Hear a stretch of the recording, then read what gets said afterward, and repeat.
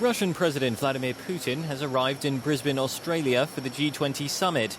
Several Western leaders have criticised Russia ahead of the meeting in light of reports, including from NATO, that Russian tanks, troops and artillery have been seen crossing into East Ukraine in recent days. British Prime Minister David Cameron, who is also at the G20, says that if Russia, quote, takes a positive approach towards Ukraine's freedom, US and European Union sanctions on Moscow could be removed. Cameron also said, however, that if Russia, quote, continues to make matters worse, those sanctions could be increased.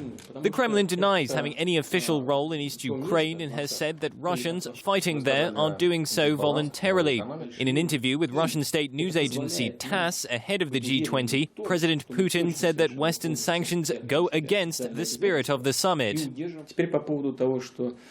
Now let's talk about some G20 countries introducing sanctions against Russia. Of course, it is against the very principles and activity of G20, and not only is it against the activity and principles of G20 work, but it also contradicts international law.